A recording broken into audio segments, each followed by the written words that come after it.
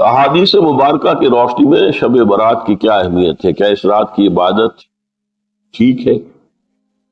شب برات کا روزہ رکھا جاتا ہے، اس کی صحیح حیثیت کیا ہے؟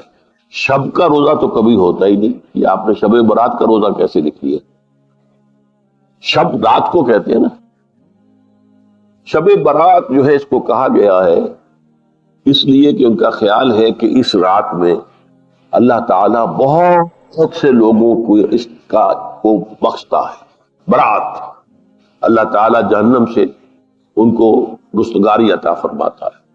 اس کے ضمن میں جو صحیح احادیث ہے صرف ایک ہے، اور وہ یہ ہے کہ حضرت عائشہ صدیقہ رضی اللہ تعالی عنہ بیان کرتی ہے کہ ایک روز حضور کی میرے ہاں شب باشی کی باری تھی، لیکن میری رات کو آنکھ کھلی تو حضور نہیں تھے موجود، تو مجھے تشویش ہوئی کہ آپ کہاں گئے؟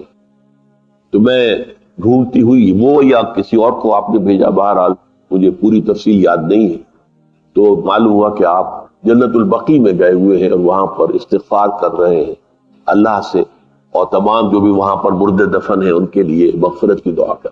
بس یہ ثابت ہے۔ باقی اب اس میں جو ہے ہندوؤں سے ہم نے مانگ لی دیوالی، تو دیوالی جو ہے وہ روشنی کی جا رہی ہے اور بتیاں جلائی جا رہی ہیں، تو مختلف لوگوں سے ہم نے بورو کی ہیں چیزیں، جیسے عید میلاد النبی ہے وہ ہم نے کرسچن سے بورو کر لی، یا شیعوں کے تازیوں کا توڑ کرنے کے لیے ہم نے بات بنا لی۔ اب اس میں جو ہے روشنیاں کی جا رہی ہیں، یہ دیوالی کا گویا کہ ہم نے توڑ فراہم کیا ہے یا اس کی نقل ہم کر رہے ہیں، یہ چیزیں نہیں۔ البتہ نماز رات کی عبادت تو ہر رات میں بہت اعلیٰ ہے۔ چلیے اگر اور دنوں میں نہیں ہوتا، اس رات کو آپ کو، کیونکہ حضور نے بھی استغفار کیا خاص طور پر جا کر جنت البقیع میں، تو اگر آپ بھی کریں، نماز پڑھیں اور استغفار کریں تو کیا ہے، بہت اچھی بات ہے، اس میں تو کوئی حرج کی بات ہے ہی نہیں۔